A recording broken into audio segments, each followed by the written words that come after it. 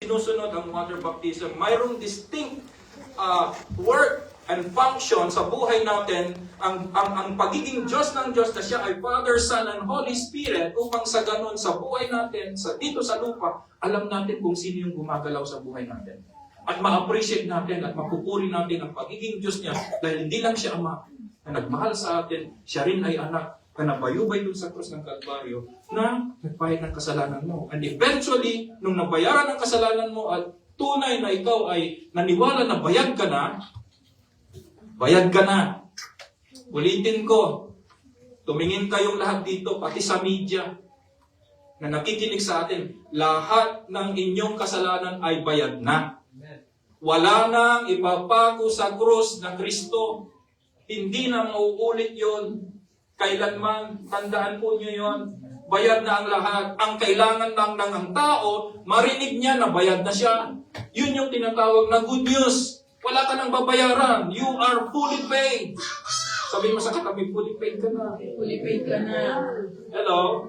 Kaya ang hinihintay lang ng Diyos ay marinig mo, yung God the Father, ang hinihintay niya, yung marinig ninyo yung Word. Sino yung Word na sinugo ng Diyos dito sa lupa? Si Jesus. Kaya si Jesus ang nag-prove na totoo ang lahat ng gusto ng Father.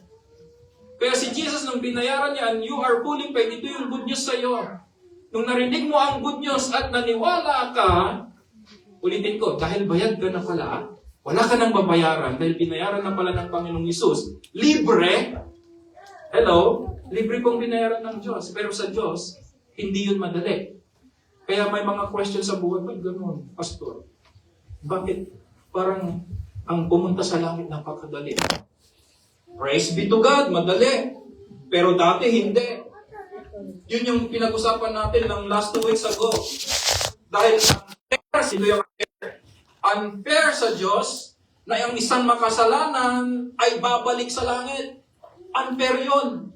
Dahil lahat ng makasalanan, after na ang tao ay magkasala, ay paparusahan. Ulitin ko po, no? Sinabi lang ng Diyos na nasa kamay ng tao ang kaparusahan niya kapag siya ay nagkasala.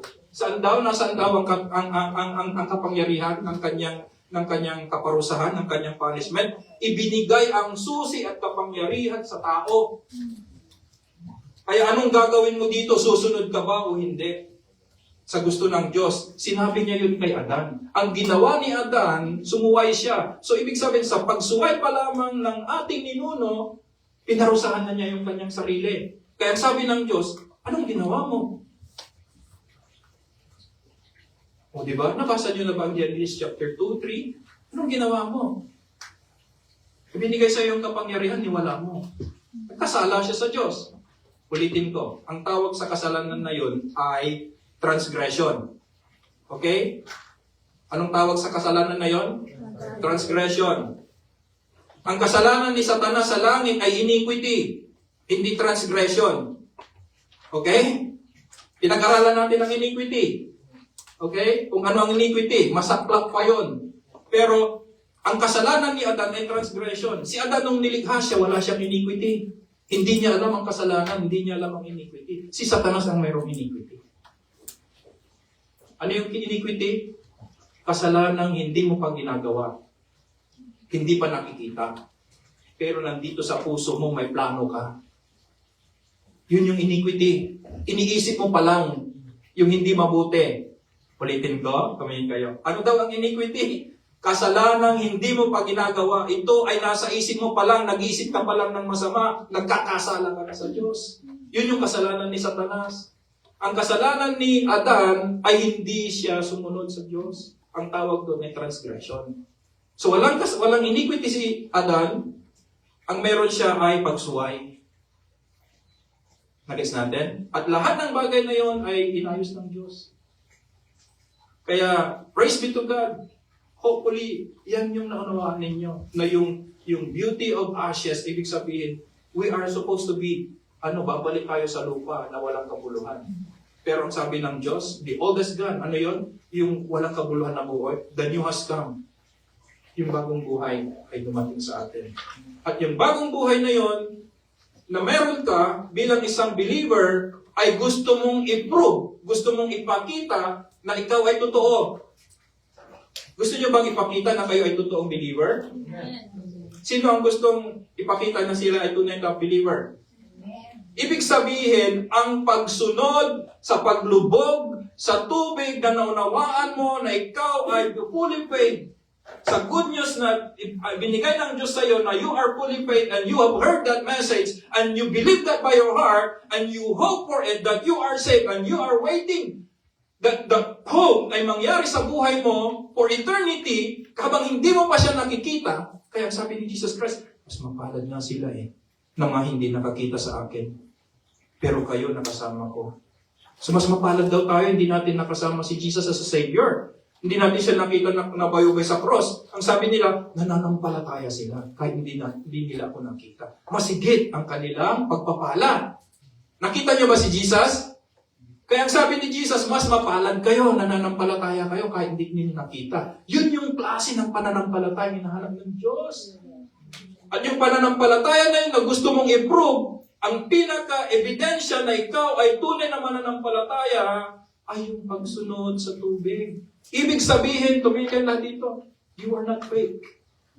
So the water baptism proves that you are not fake.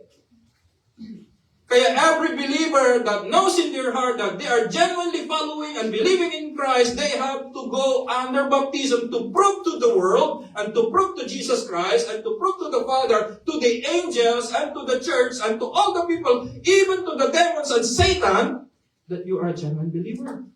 By going to the water. By water baptism. Maintindihan niyo po ako.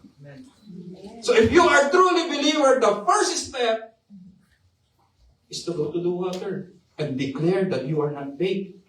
So, sabihin mo, yung mga magpapawater baptize at napabaptize na, I am not fake. I am not fake. Yan ang ebidensya sa buhay. Hindi po yan ritual. Ito ay ordinansa. Ito ay inutos po ng Diyos. Kaya celebrate natin yung new life na yan na meron tayo sa ating Panginoong Jesus. Okay? Sa mga first time po na nakakarinig nito, first, ay dapat malaman ninyo na mayroon kayong good news. And you are already baptized by the blood of Jesus Christ. Ano yung blood of Jesus Christ? Yung tumigis na sa krus ng Kalbaryo, nagbayad ng kasalanan mo. Yun yung unang baptism na hindi nakita na nangyari sa'yo. Ano yung unang baptism na nangyari sa'yo? Baptism by the blood. Hello? Ano yung unang baptism? Yung hindi mo nababayaran. Yung fully paid ka na. Binayaran ng dugo at buhay at laman ng Panginoong Jesucristo. Yun yung tinatawag ng Bible na blood or baptism by the blood. Pag yun yung pinananampalatayanan mo kahit hindi mo nakita, at yun yung hinuhope mo that you are fully faith, you are a genuine believer. The next step is sabihin mo sa Diyos na I will follow you through the water. Because Jesus had set up, siya ang nag-set up ng tinatawag na pagsunod sa pamagitan ng water baptism. Kaya pag hindi mo naintindihan yung water baptism, ibig sabihin, hindi mo rin naintindihan kung ikaw ay genuine believer or follower of Jesus Christ. Hello? Hindi mo rin alam ang possibility. Fake ka. Hello? Masamang isipin man o sabihin, pero ang Diyos alam niya. Alam mo din kung hindi ka fake. Kaya today, habang nandito tayo at naririnig niyo dito, ngayon, have faith in God. Have faith in Jesus Christ. And see what's going to happen to the life of these people na magpapawaptize. Sila ang magpuprove. Sila, mag-asawa kayo, puprove ninyo na ang Diyos ay totoo, na hindi siya fake sa kanyang sinabi at sa kanyang blessing at sa new life na in-offer niya sa inyo. Tama? Okay po? Yun yung conclusion natin, hindi introduction. Ngayon, pag-aralan natin ang isang word na bakit natin gagawin ito. The word baptism or baptizo is a Greek word. Ito ay isang Greek word na ang ibig sabihin ng baptizo, actually, sabi ko kagabi, wala po itong English word. Hindi po siya English. Ang baptism po ay hindi siya English word. Ito ay transliterated. They have continued the word from Greek word to Latin and to English word, and they call baptizo to baptism.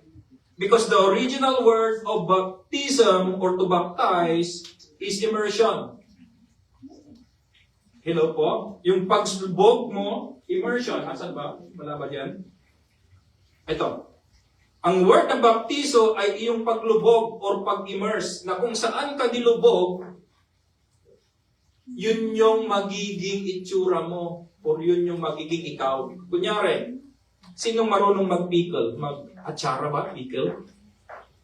Pag pinikle nyo ang isang prutas sa asukal, na liquid na asukal, pagkakainin mo, na malalasahan mo pa ba yung original na prutas? Hindi na. Ano malalasahan mo? Yung asukal. Kasi nilubog mo siya sa asukal. Tama? Hello po, pag nilubog mo ang chocolate, banana and chocolate, ang malalasahan mo yung banana? Hindi na, completely. Mawawala na yung tunay na lasa ng banana. Most probably, yung chocolate na lang. Nakapunta na kayo doon, yung apple picking. Yung apple, nilulubog nila sa chocolate tapos kakainin nila. Nakapunta na kayo doon, apple picking, chocolate. Mayroon silang chocolate na nilulubog nila. Or strawberry. Ang tawag doon, immersion. Nilulubog. Kunyari, magdaday kayo ng kumukupas na pantalon. Gagawin niyo siyang dark or blue. Ang tawag doon ay immersion. Pag ilulubog mo siya doon sa kulay blue. Nasubukan nyo ng nag-dye, nag-jobos ba ang tawag sa Tagalog? Oo. Yung puting damit, gagawin mong pula, ilulubog mo sa kulay pula. Or pintura, isang sasakyan, ilulubog mo sa isang container ng pintura. Paglabas niya, hindi na yung original. Kung ano yung kulay ng pinaglubugan, yun na rin siya. Yun yung tinatawag na baptizo sa Greek word. Okay? Transliterated sa English, wala siyang complete word dahil ang English ng baptizo ay immersion or completely submerge yung bagay. It's either inilulubog ito, usually inilulubog ito para completely walang maiiwan na hindi nabasa or hindi nasuk ng elements na kung saan siya nilubog. Mayroon ding baptism na tinatawag na binubuhusan. Hindi lang basta binuhusan, kundi talagang maraming ibinuhos. Hanggang completely na yung hindi na siya makilala. Ang pagkatingin mo sa kanya ay yung kung ano yung binuhos sa kanya, yun na yung magiging tsura niya. Baptism din po yung tawag doon. But biblically term, ang baptism is to be baptized. Ang sense niya, ang significance niya, is to be baptized in water to put the person completely underwater. Completely ilulubog kayo sa tubig, yun yung indication niya. And then, immediately raise you up from the water. So, ano ba ang water baptism? Ito ay symbolic. Sabihin natin, symbol. So, ang water baptism po ay wala po siyang kapangyarihan na baguhin ang buhay mo. Ulitin ko po. Wala po siyang kapangyarihan na baguhin ang buhay mo. Dahil bago ka magpabaptize, binago ka na ng Diyos sa pamamagitan ni Jesus Christ. So, ang pagsunod mo sa water baptism ay gusto mong ipakita na mayroong nangyaring pagbabago deep inside with you and Jesus Christ, the new life that you have. Hello po? Dahil sa pagbabagong ito ng ginawa ng Diyos na gusto mong ipakita, ngayon, sumunod ka sa symbolic ordinance ng Panginoong Jesucristo na tinatawag na baptizo or baptism. It is a symbolic act whereby a new believer, a new Christian identifies with the death of Jesus Christ, Jesus' burial, and Jesus' resurrection. Ano daw yung symbolic significance? Ulitin ko po, sino na po may mga may asawa? Hi. Okay, yung mga mag-aasawa. Hi. Asan na yung bata? Ay! Ayun na. Si Basa. Panirinig na no? So, ano ang symbol na malalaman namin na ikaw ay may asawa? Nag-guess ninyo? That's why sa pag-aasawa, nagdadala kayo ng wedding ring. Ito ay symbol na ipinapakita mo publicly when you go forward at idinideclare mo sa lahat ng tao na sinasabi mong, yes, I do, doon sa babae or lalaki.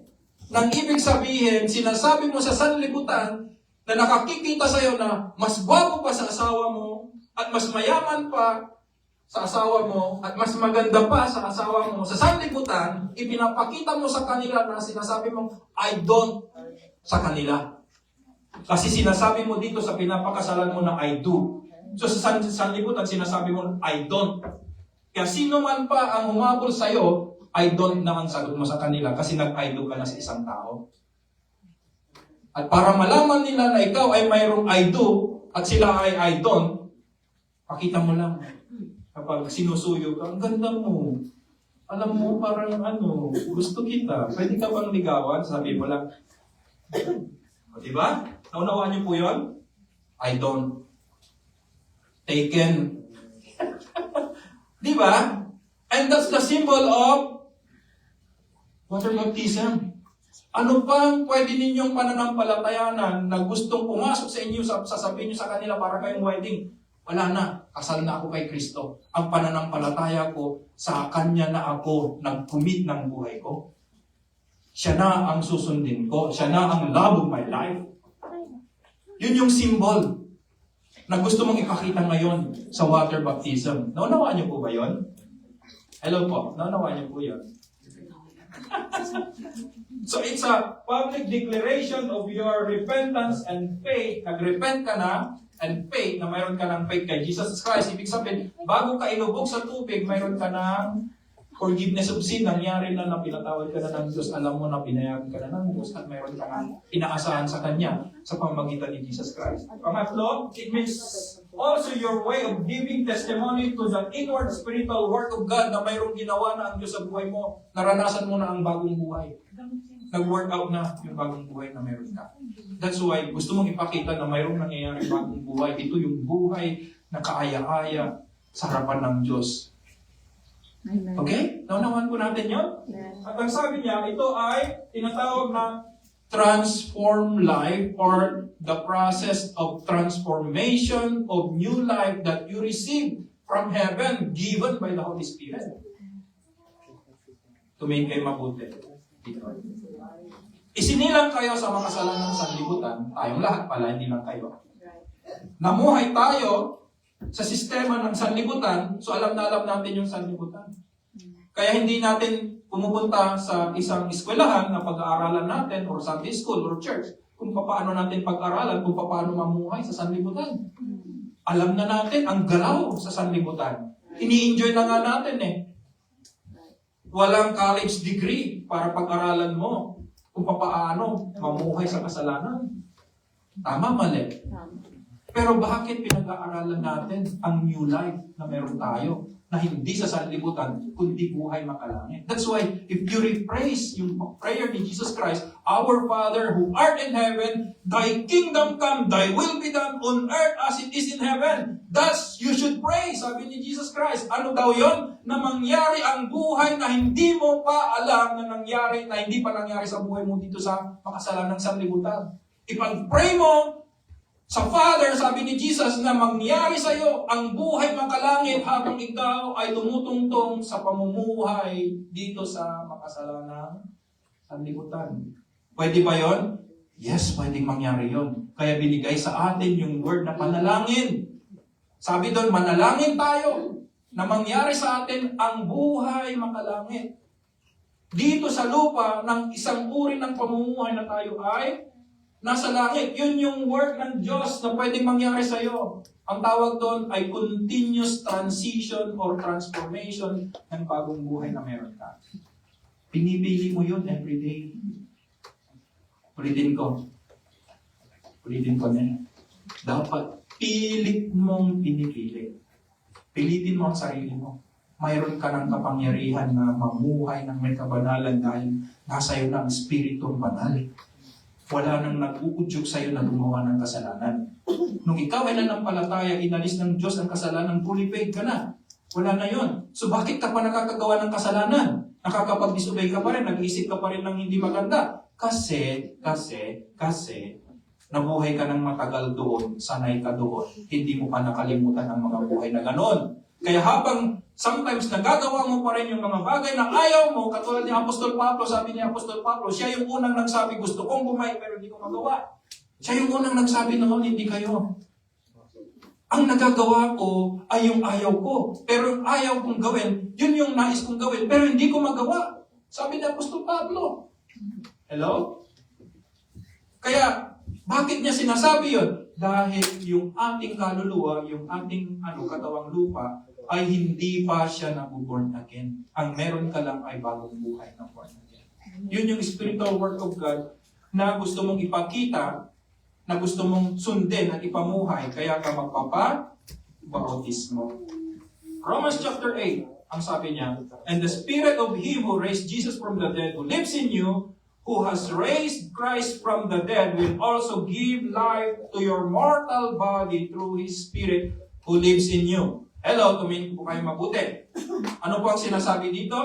Hindi po ni-resurrect ni Jesus Christ or ni Jesus yung kanyang katawang lupa. Tandaan po ninyo, hindi po si Jesus kaya niyang buhayin yung kanyang sariling katawan.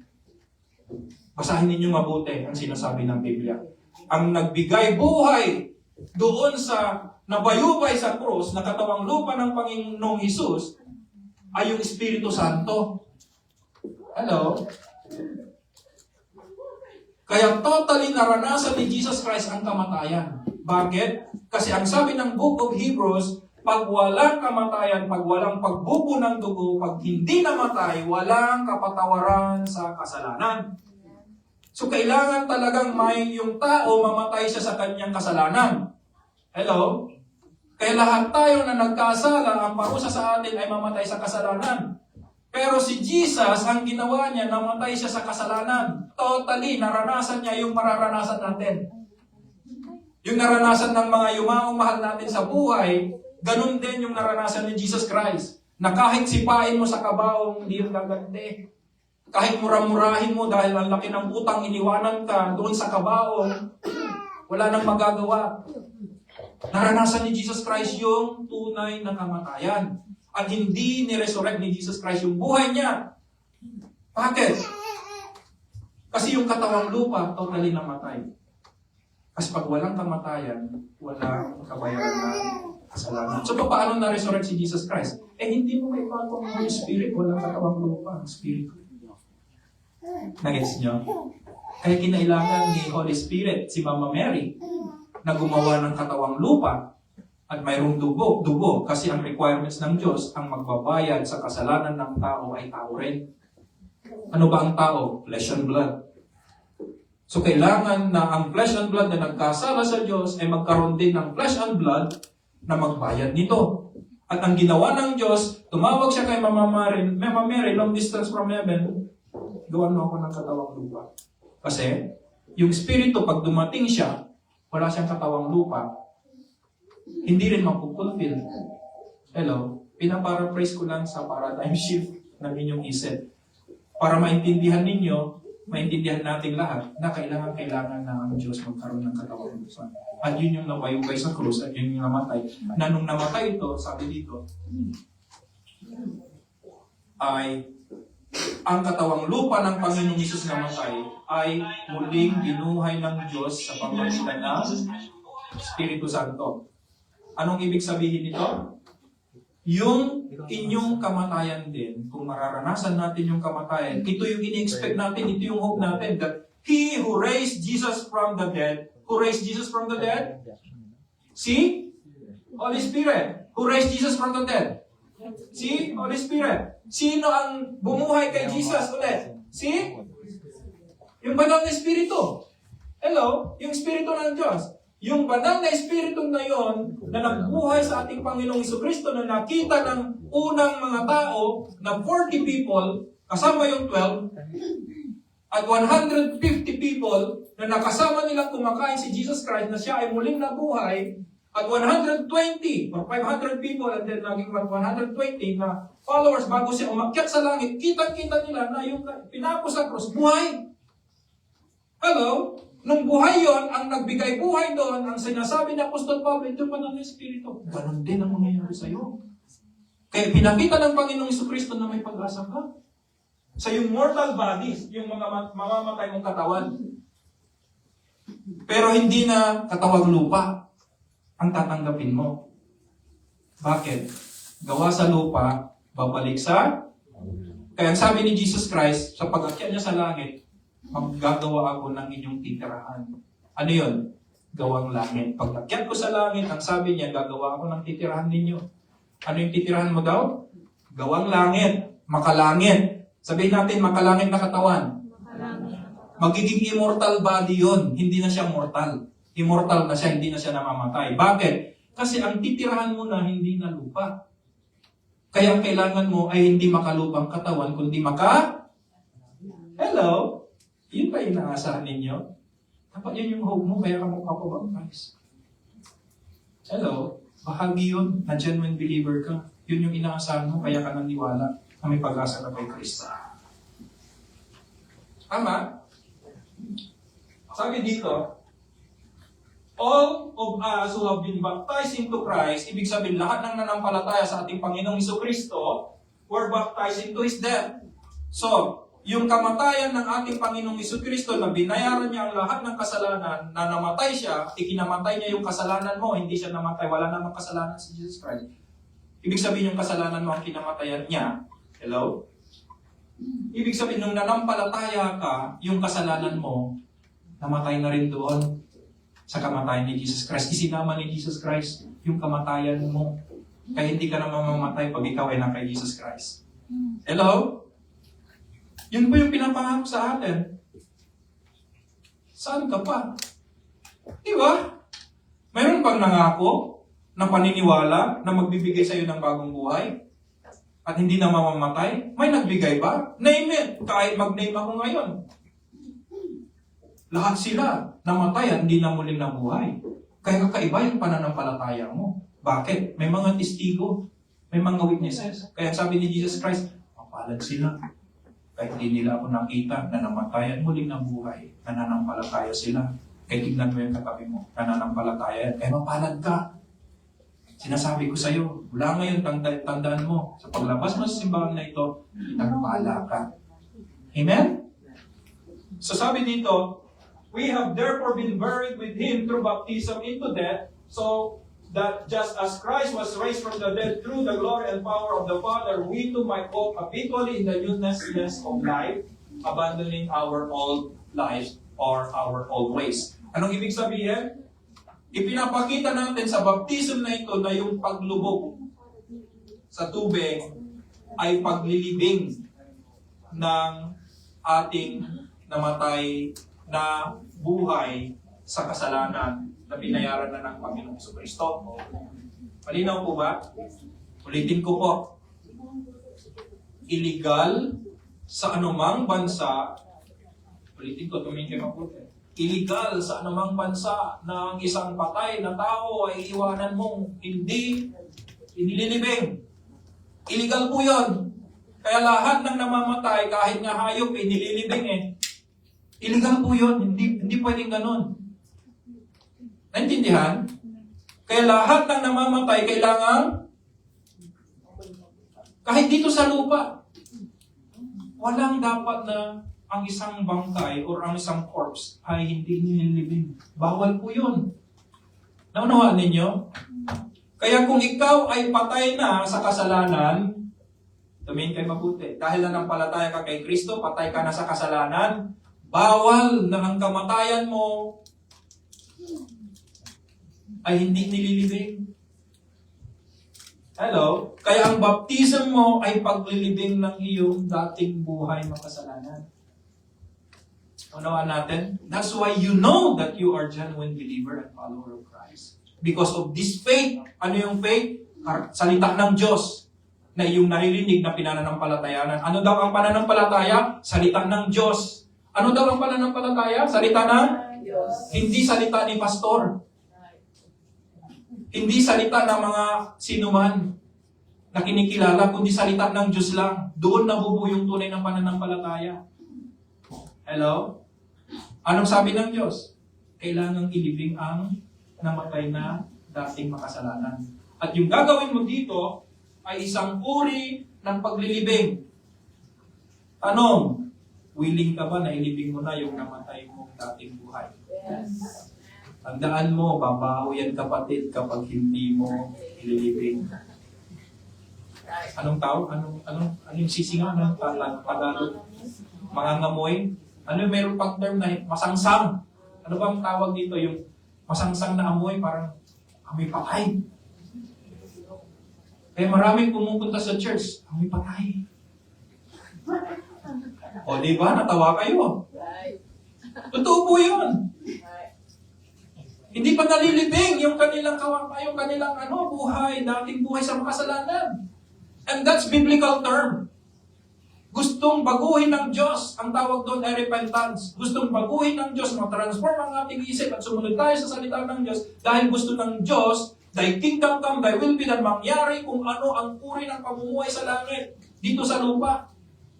E paano mangyayari kung ikaw ay patay na buhay? Nangangamoy kang naglalakad na bangkay. Hello? Naintindihan ko natin yun. Masang-sang ng pupunta, kaya tingnan mo. Di ba? Praise be to God. Dahil mahal mo ang Diyos at sumusunod ka sa Kanyang kalooban. Naunawaan niyo po ba ito? Masang-sang man yung sinasabi ko, buti nga sa inyo.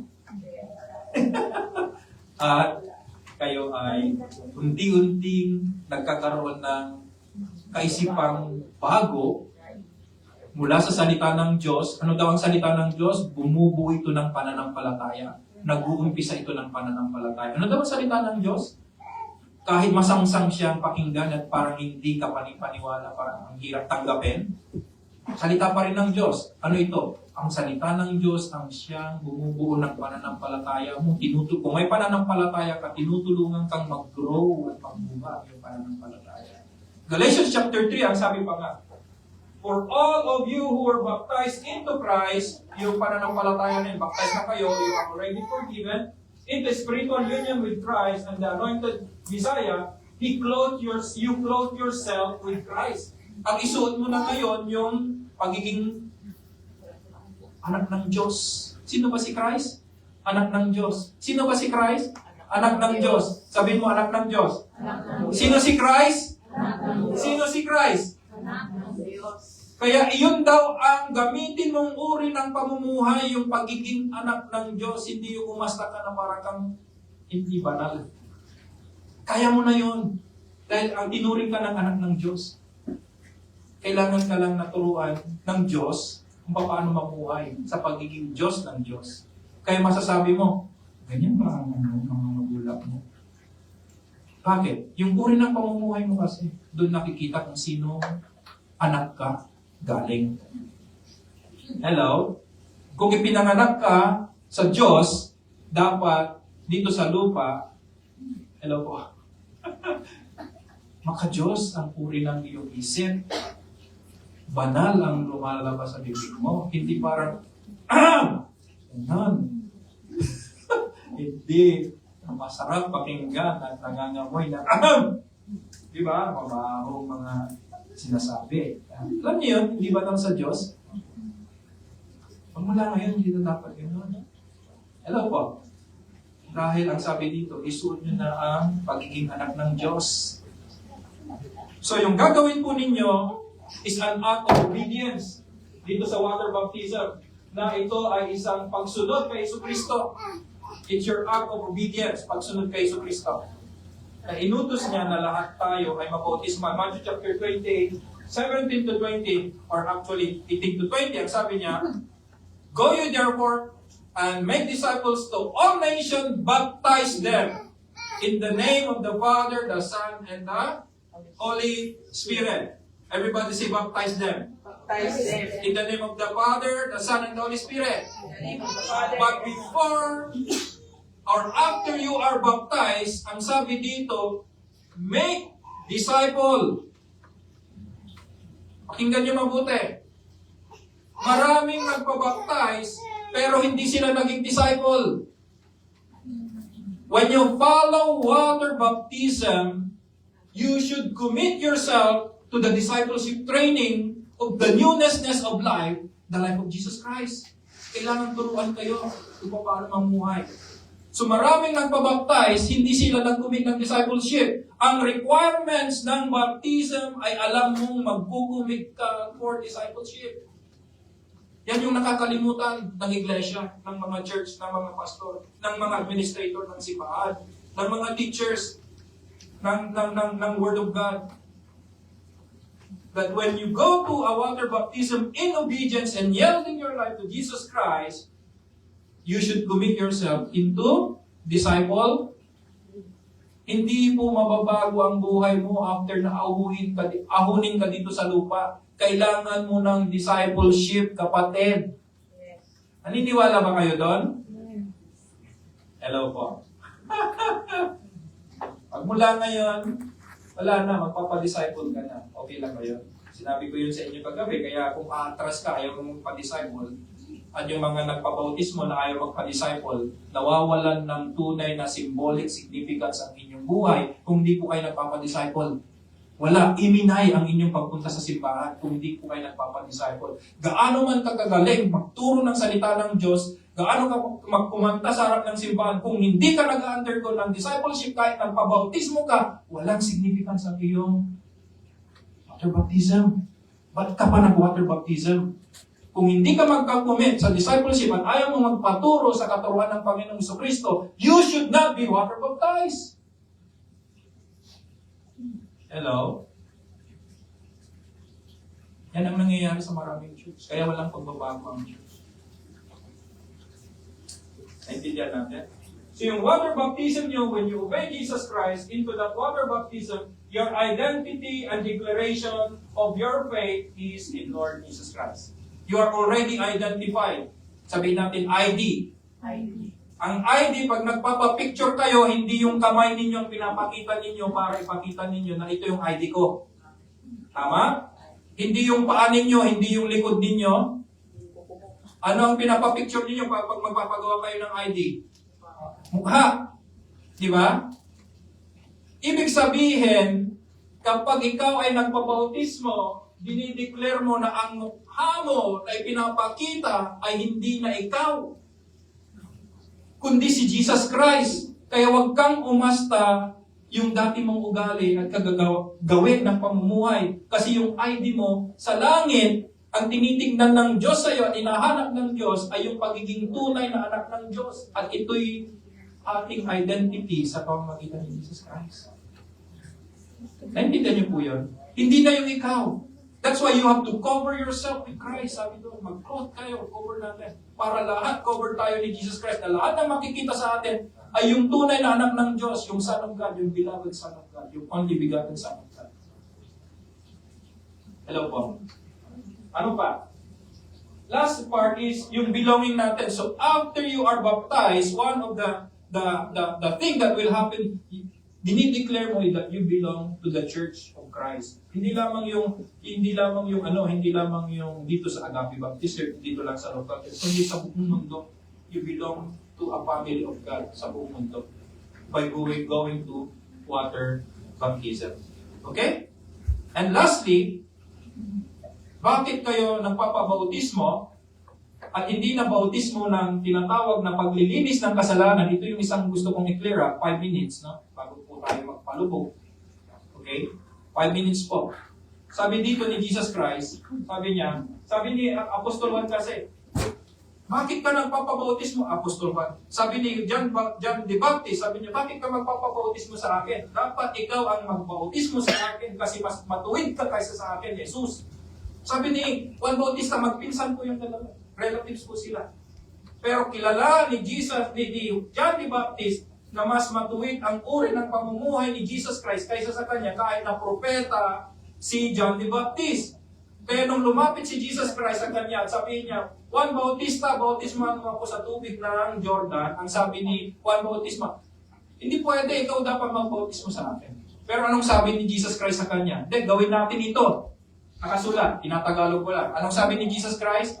Ang sabi niya kay Juan Bautista, sabi niya, permit it to be so now. Gawin natin ito dahil permit means hayaan nating mangyari ito magmula ngayon. Ibig sabihin natin magmula ngayon.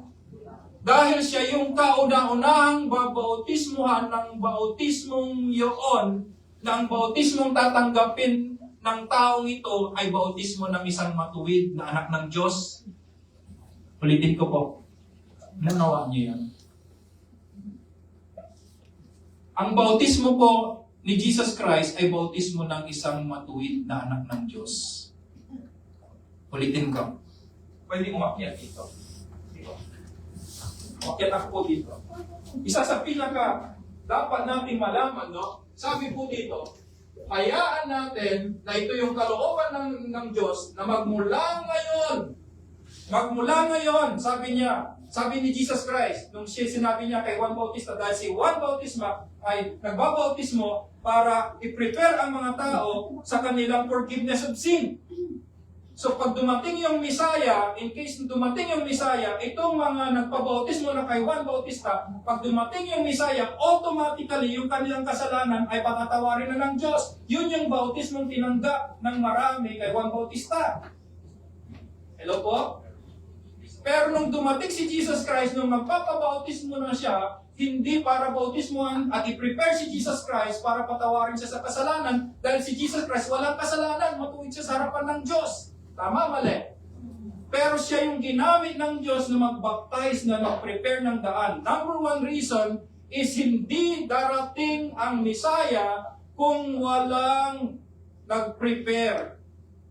Na sa pagdating ng Messiah na magpapatawad at maglilinis ng kasalanan, ay walang nag-prepare sa kanilang kapatawaran ng kasalanan. Kaya napakahalaga yung trabaho ni Juan Bautista na hinihintay ng buong Israel na sila ay mag-repent sa kanilang mga kasalanan dahil pag dumating si Jesus Christ, automatically pag nag-resurrection from the dead, automatic na sila ay maliligtas. Pero pag walang ganon, hindi isusugo ng Diyos ang kanyang bugtong na anak. Kaya napaka-importante yung trabaho ni Juan Bautista. Unawaan niyo po ako.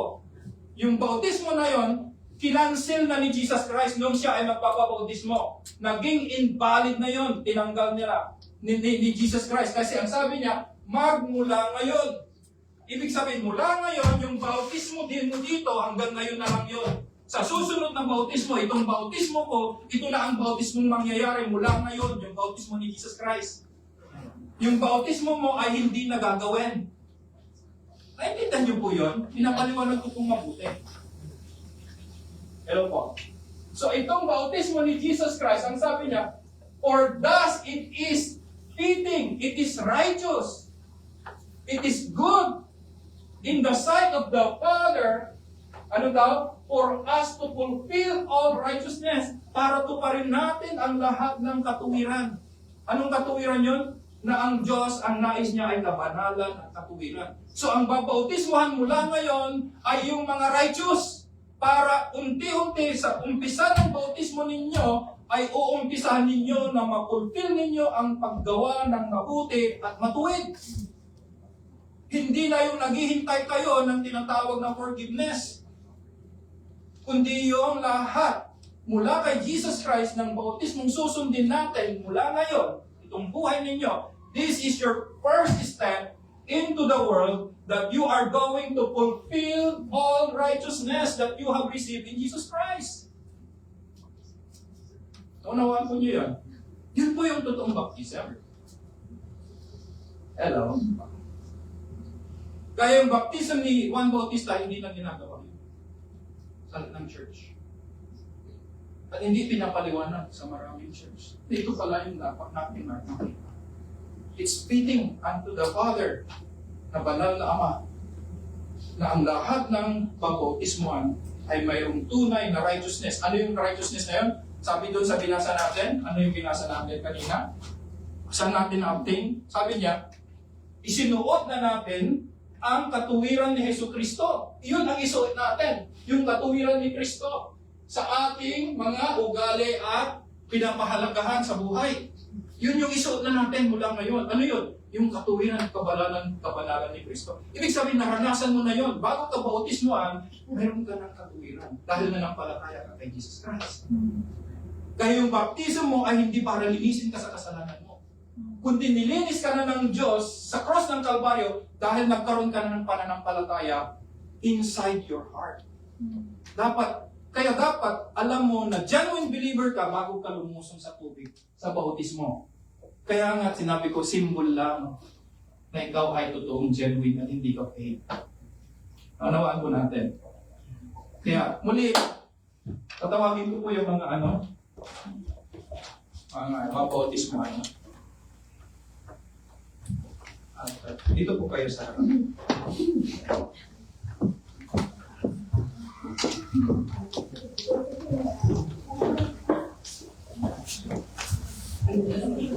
Dalhin niyo yung paper niyo. Yan.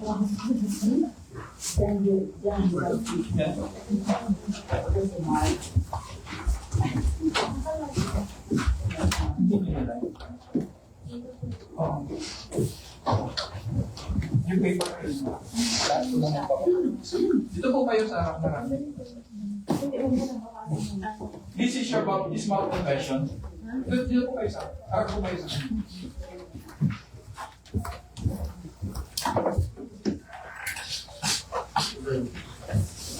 yung paper po.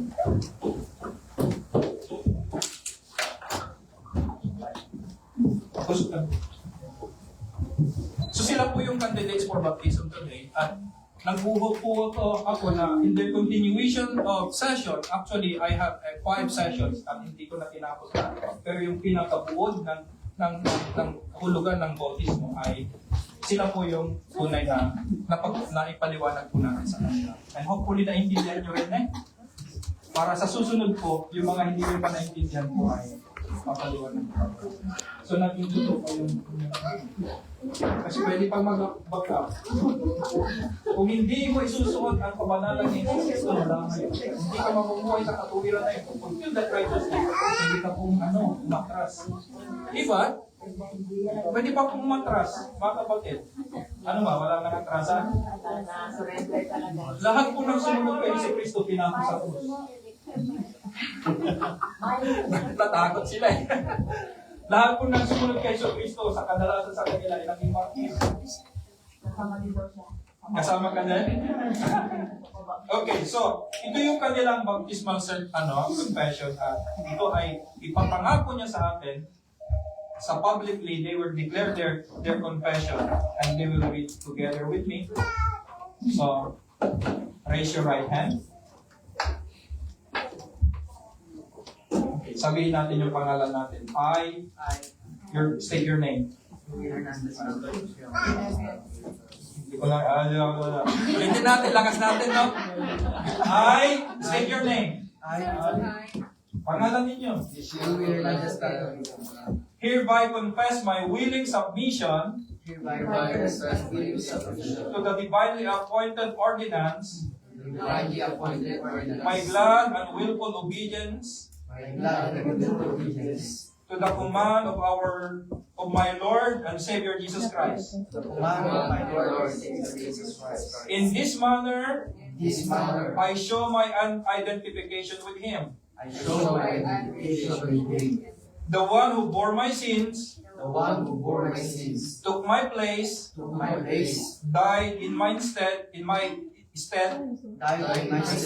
buried and rose again for my justification. As Jesus went to a dreadful reality of suffering, and death to secure my salvation, so by immersion in the water, and emergence from, I publicly declare my identification in Jesus' death, in Jesus' burial, in Jesus' resurrection, on my behalf, with the intention henceforth to walk and live for Him in the newness of life. Amen. Amen. Congratulations.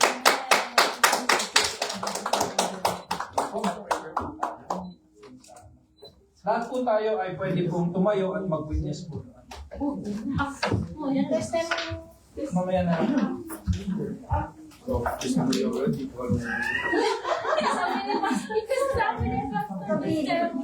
Testimony? Gusto niyo mag-testimony? Sige, upo muna tayong lahat. Pakinggan muna natin yung testimony. Unahin natin si Tyron and Bea.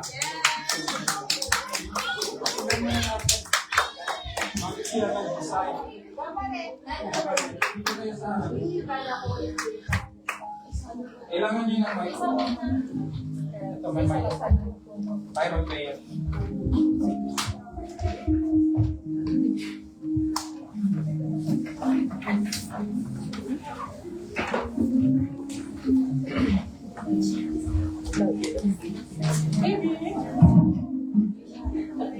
Kaya.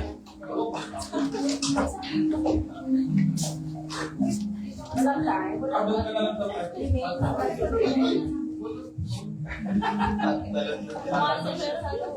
ka na lang daw. Dito ko mas Nakatago yung flower. Kailangan umakit mo. Mayroon ba siyang apakan? Thank you. Hi guys. Hi. Kabado. Introvert. Okay. Start ako sa testimony. Okay. When I was a kid, pinalaki ako ng lola ko na malapit sa Panginoon. Dahil lagi niya ako sinasama magsimba sa Pinas. I already have questions. Para saan ba ang lahat ng mga ito? So, I have a small faith in God. Before, may anger issues ako. Madaling magalit, responsable, close friends betrayal, broken-hearted, family issues. Halo-halo na. Then God gave me a mapagmahal na asawa at mga makulit na anak. I still don't know myself, but as a father, I will stand and be responsible. Nasa utak ko palagi na mag-provide. Work, provide. Then, pag nakaka-encounter ng problema, bakit Lord? Wala naman akong ginagawang masama. Malatawa ka na lang sa sobrang sakit. Ano ba naman yan? Parang gano'n. Then, nagkakaproblema na kami mag-asawa, emotionally. Dahil sa pananalita ko sa kanya, natakot na ako. Di ko mapalaki ng maayos sa mga anak ko. As a man, asking help is hard. Lalo na sa part ko na walang tumatayong tatay. I have no vision. I have no goals. I'm living each day, surviving each day, until God sent pastor in my life. Simula sa marriage counseling, Bible study, mga sermon ni pastor, na repent, baguhin ng isip, and then, nagbabago na yung isip ko. I see God everything I do. I seek God, but still, I lost myself 3 years ago. I got depressed. I don't know what to do in my life. May umasa sa akin na asawa at mga bata. But I cannot leave. I surrender. I'm scared. I lost my job because of COVID. Di ako nakaka-catch up sa mga unpaid bills aside from that family issues. Because I cannot provide, I don't know what to do. Pero di ako pinabayaan ni Pastor. Thank you. And sa family mo po. God send all of you in my life to learn about marriage, being a husband, a father, a brother, and a son. I learned how to handle my problems. Pagkatapos, lumipat na kami ng Osaka for a new opportunity. Pero malalayo ako sa simbahan. Sabi ko, Lord, ikaw na ako bahala sa akin. Alam ko di mo ako pababayaan. Exodus 14:14. The Lord will fight for you. You need to be still. My Bible verse. I'm afraid pag lumayo ako sa church, I will be lost again. Tapos maiiwan ko mami ko. As a panganay na anak, I have lots in my mind. But I trust the Lord. Nang lumayo ako, mas lalong tumatag ang faith ko. I cannot solve everything or anything. Binigay ko na kay Lord ang lahat. Inuuga-uga na ako ng mga problema, but I stand firm. God is bigger than my problems. My Lord, touch my heart and save me. Naghahanap ako ng kalinga ng Ama. All this time, nandyan pala siya. Si God, sending people to help me, to acknowledge His presence. Pag may problema darating, I ask God, now, God, what are you trying to teach me, Lord? I'm willing to learn. I'm so thankful for everyone in here, sa family ko, friends, and everyone in this church for having me and my family. I encourage everyone to go to your church, pray, believe. Kung wala kayong mapupuntahan, welcome mga Agape Baptist Church. Huwag kayong matakot because the church will not judge you. The church will love you. Dahil mahal tayo ng Panginoon. For almost 8 years coming here, my heart and mind all set seeking God, my Lord and Savior. I'm a better man today because God, Jesus, and the Holy Spirit is with me. Maraming salamat po. Glory to God.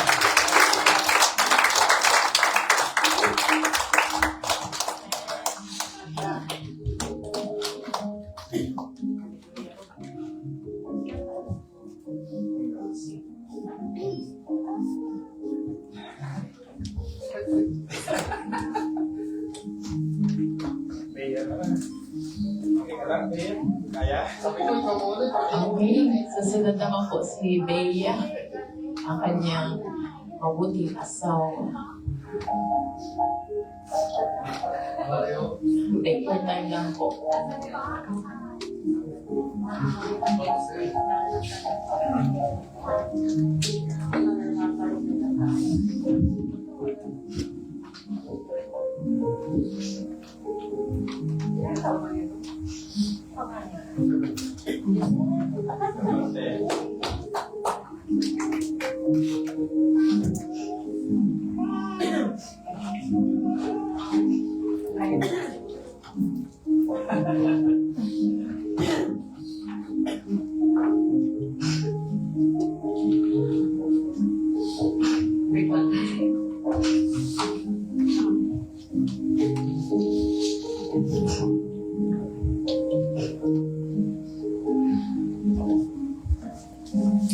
Hello everyone, I'm Bea, a mother of three and a wife to my amazing husband. Before knowing God and having a real relationship with Him, I was like a boat, barely floating. Go with the flow lang and living life to the fullest. Barely knowing how to survive. I've always known that there is God, but I didn't know how to talk to Him. Yung environment na kinalakihan ko believes in God. And He even have statues of all the saints in every household. But what I didn't get is, magpupunta sila ng church, pero pag uwi, magmumura, magsisigawan, and mag-aaway. They are so religious that it contradicts what they truly believe in. I didn't get it. That's why I didn't believe that God is powerful. And I thought that was the normal. Hanggang sa nagkaroon ako ng sariling pamilya, nagkaroon ng mabuting asawa, wala pa rin ang babago sa faith ko. Akala ko gano'n na talaga yung buhay. Puro problema and unending stress. Natuto ako na maging strong para kapag dumating na yung problema, kaya ko nang lagpasan. And then 8 years ago, to make it easy, I was curious kung anong church may pinupuntahan na and I wanted to enlighten myself because I know, deep in my heart, I'm seeking for Him. I just didn't know where or who to approach. Kaya kami napunta sa church na to. But I wasn't really listening. Parang na-apply ko lang yung basta pumunta ng church, okay na yun. Sa mukha lang holy. So we still didn't attend every Sunday. Every end of the year nga lang kami pumunta pag may handaan. Because following God was really our goal, but being obedient is so hard. Listening and putting it in our mind and heart is really hard. Not until I did something terrible to the point ng mindset ko. Kahit ano naman gawin kong mali, papatawarin naman ako ni God. And ang pinaka-worst is, kung hindi ako kaya i-guide ng mga angel, then let the demons guide me. Thinking of it now, grabe, alala ng mindset ko.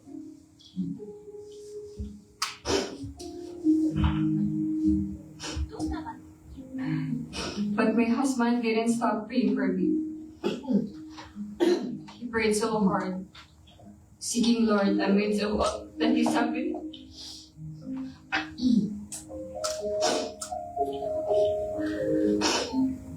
I saw it, I felt it. And so his pastor in this church didn't stop praying for us.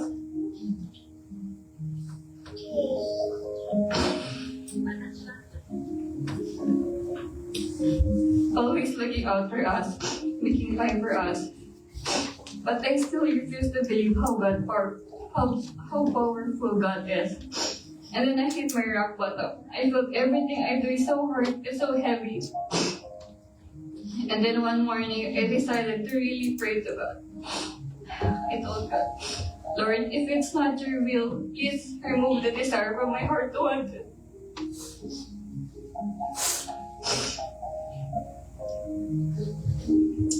And help me find peace. Change my heart, Lord. And when I opened my eyes, I don't really know what happened. I suddenly felt peace in my heart.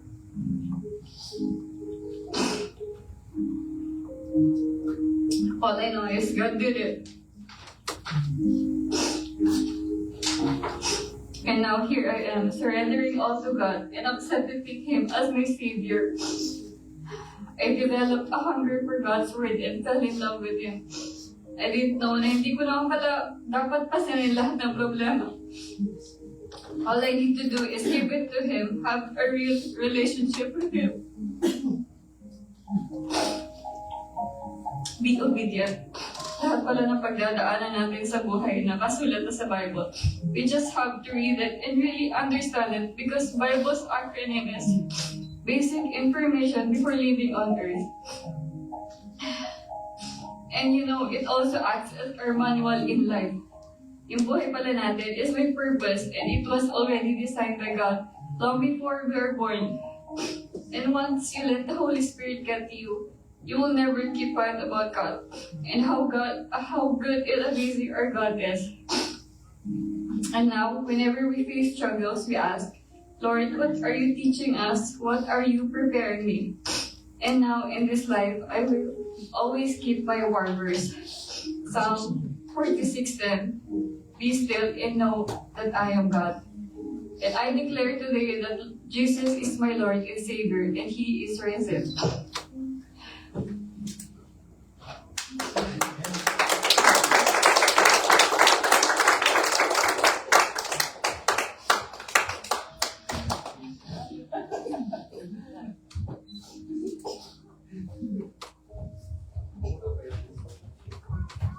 Meron pa po tayo 5 minutes, 10 minutes.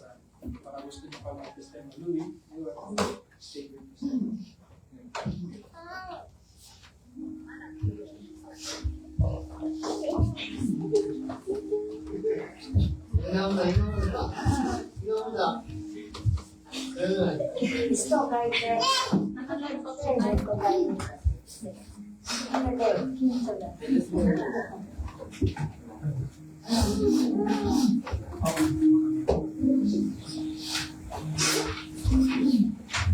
Sir, magandang hapon po sa atin. Hello. Hindi ko alam kung gusto pong kakaya ba yung time. Actually, sobrang dami ko pong sinulat. Kagabi ko lang po ito sinulat, pero hindi pa ito tapos. Ang dami ko kwento kay Lord. Ang dami kong gustong share sa inyo. But I made it short as much as possible. Wala na ito. Try. Let's start it. Good afternoon po sa ating lahat. Para po sa mga hindi pa nakakilala sa akin, ako po si Louis Hernandez Catholic, and this is my testimony. This is my encounter with God and how His truth has been revealed sa buhay ko. In Psalm chapter 66 verse 16 says, "Come and hear, all you who fear God. Let me tell you what He has done for me." Gusto kong simulan ang testimony ko kung paano nagsimula ang lahat. Kung saan I truly believe na lahat na nangyayari sa buhay natin ay hindi nagkataon lamang at walang dahilan. Everything is orchestrated by God. We are all predestined bago pa tayo likhain ng Diyos. Ano mga panahon yun dati, akala ko sinuwerte lang ako. Pero hindi pala. Nang naunawaan ko ang katotohanan sa salita ng Diyos, nang naunawaan ko kung sino ang Jesucristo sa buhay natin, nang naunawaan ko kung bakit siya nagkatawang tao para tubusin tayo sa kasalanan, nagsimula na rin ako maunawaan kung bakit nangyayari ang lahat. Ginamit ko po ang salitang naunawaan. Bakit? Dahil mga salitang ito matagal ko na pong alam, matagal ko na pong narinig, pero hindi ko na unawaan.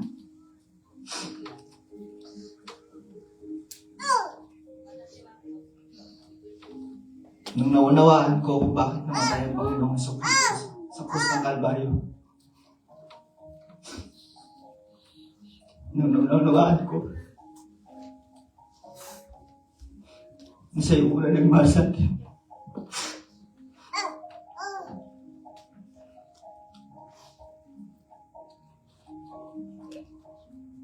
nung tinanggap ko ang Panginoong Jesus sa buhay ko, Pastor, maraming salamat po sa pagpapagawa nila.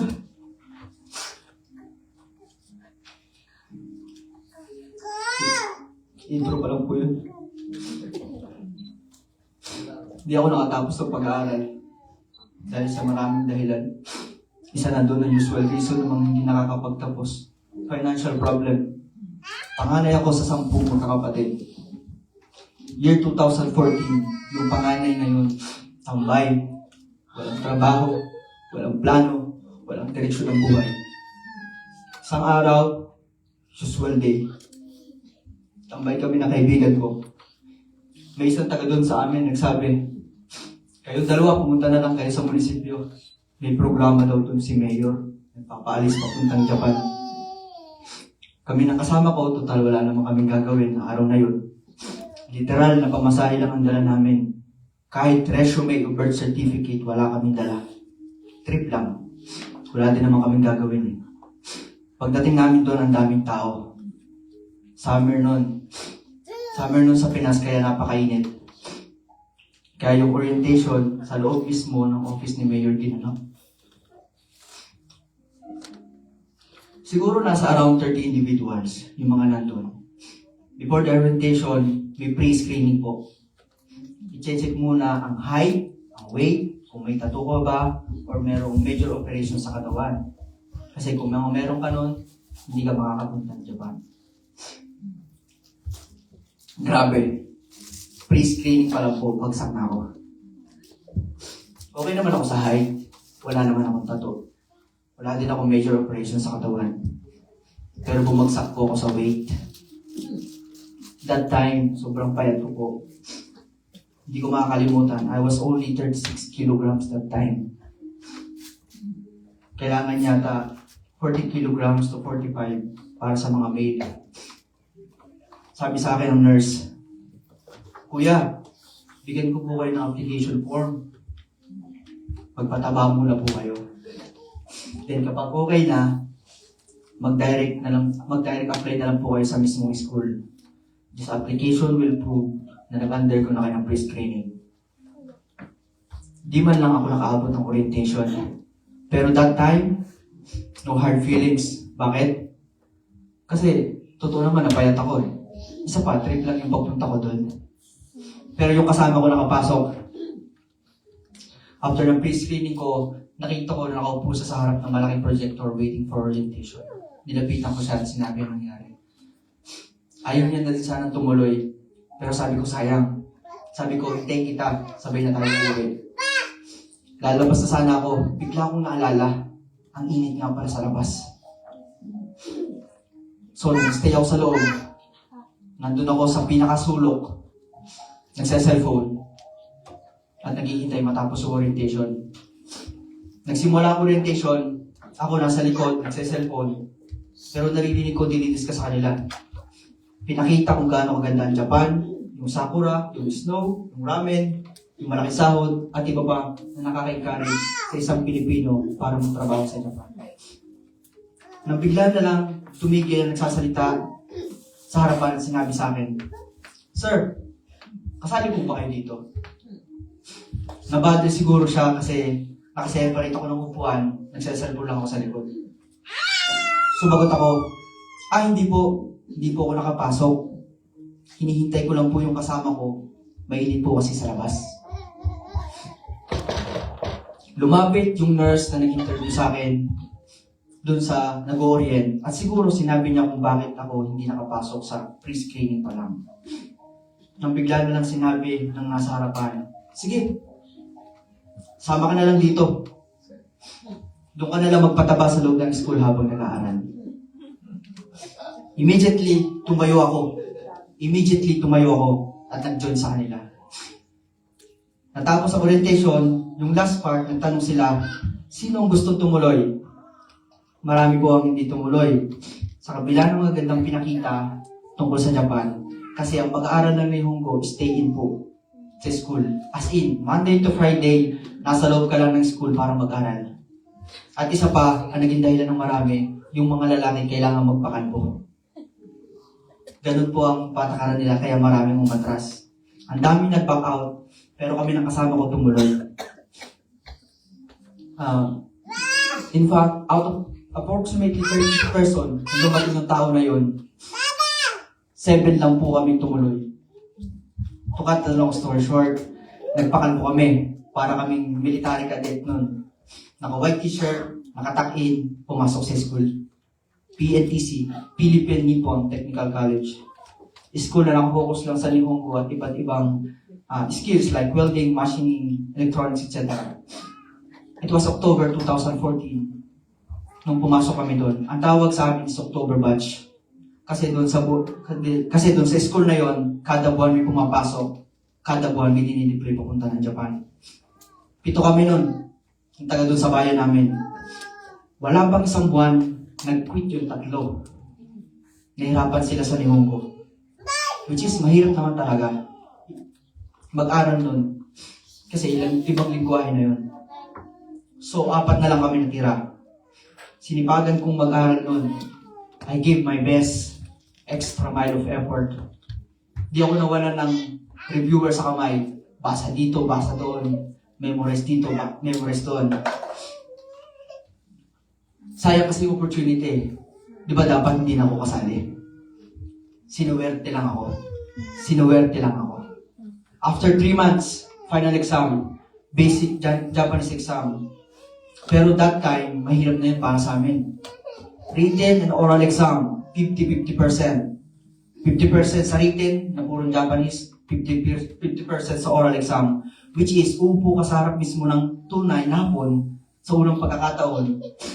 At itetest ko nakakaintindi ko ba talaga ng Nihongo. Imagine the pressure. But, nung lumabas ang result ng exam, may naghahanap ng pangalan ko sa school. I got 99%. Isa lang ang mali ko sa written exam, perfect ko yung oral exam. Out of siguro ng 120 trainees na October batch, nag-top 1 po tayo. To cut the story short again, kaming 4 pasado na select, nagkaroon ng kaisya. Napahiwalay ako sa kanilang 3. Magkakasama sila sa isang company, ako nakabukod. Sa aming 4, ako ang unang na-deploy papunta ng Japan. Hindi lang basta ako nauna. Ang kaisya na napuntahan ko ay ang pinakamagandang company na kumukuha ng training doon sa PNTC. Imagine that. Yung taong hindi na dapat kasama sa orientation, pre-screening pa lang bagsak na. From 30 to 7, from 7 to 4, out of 4, ako pa ang unang nakalis. If it's not God, what is it? But that time, without Jesus as my Lord and Savior, sabi ko paulit-ulit, sinuwerte lang ako. All these things was all because I am good. I study hard. I gave it all. Puro I did it myself. Not until nang naranasan ko ang lahat ng ito ngayon. It was all grace of God. From that very moment na nag-decide ako na hindi lumabas ng room na yun, from that moment na tumigil ang nag-orient at tinawag ako, now I understand, hindi ito swerte. It is God's divine appointment sa buhay ko. It shows God's sovereignty over time and encounters. Ecclesiastes chapter 3 verse 1 says, "For everything there is a season, and a time for every matter under heaven." That pivotal moment of my life was intentionally arranged by God, na aligned for His purpose, not by accident. Ano yung alignment at purpose na yun? Isa na po yun dito. Isa na po ito ngayon. Nasa harapan niyo ako ngayon. Giving my testimony about God's faithfulness sa buhay ko. Isa na po yung masasaksihan nyo na pag-immerse ko sa tubig. But it is not the end. It is just my first step to prove to Jesus Christ, to God the Father, to the Holy Spirit, to all of you, that I am a genuine follower of Jesus Christ. Na yung righteousness na required ng Diyos na na-fulfill ng Panginoong Jesus ay tinatanggap ko at simula sa araw na ito ay lalakaran ko. Press backward, press replay. April 2015, lumating ako sa Japan. Same year, first ako naka-attend ng Born Again Christian Church, for I am a Roman Catholic before. Nagsimula yun sa isang tao na instrument ni Lord para officially tawagin ako ng Diyos. Come. Sobrang kulit ng tao na yun. Every time na nakakasulubong kami sa kaisa, lagi niya akong ini-invite para mag-Bible study. Every Friday night. Pagod ako. May gagawin ako. In short, ayaw ko. But that man, his name is Kuya Chris Daos, never stopped inviting me. Not to come to church, but just for one Bible study. Isang beses lang, sabi niya palagi. Pero I kept on reasoning and lying para ma-decline yung invitation niya. But one time, sabi ko, total, isa lang naman, pagbibigyan mo na. Parang hindi naman ulit. Friday night, pumunta ako doon sa Apato kung saan sila nagpa-Bible study. Pagpasok ko ng pintuan, nagkakantahan sila. Praise song. Masaya silang tingnan. May gitara. Marunong din naman ako mag-gitara, pero pang love songs, pang tambayan, pang inuman, ang mga tinutugtog ko. So yung mga kinakanta nila that time, it's not my genre of music. Welcome! Welcome nila ako. Yung ibang mga nandun, kabatch ko pa mismo. Mga distinct ko nakabatch. Distinct means iba sila sa mga iba kong katrabaho na Pinoy. Sa ugali at sa iba pa. Ang awkward ng moment na yun actually. Kasi yung iba doon, PNTC days pa lang, kilala na ako. Ano lumalabas sa bibig ko, mga madalas kong ginagawa, mga madalas kong pag-aya ng pag-inom ng alak. Pero hindi ko nakita sa kanila mga mata na sinadjust nila ako that moment. Winelcome nila ako, sabi pa nung isa, "Uy, si Katoy nandyan, upo ka." Pero tumatakbo sa isip ko, ba't ako nandito? Isang beses lang to, hindi na mauulit. Nag-start na kami, umupo kami sa sahig, sa tatami, na nakabilog. They sing again, but this time, mabagal naman yung song. A worship song. Nakapikit ang mga mata nila, tumataas ang kamay, and to be completely honest, it was weird for me. Awkward, corny. Lalo na yung isa nagsimula pang umiyak. I was just observing that night.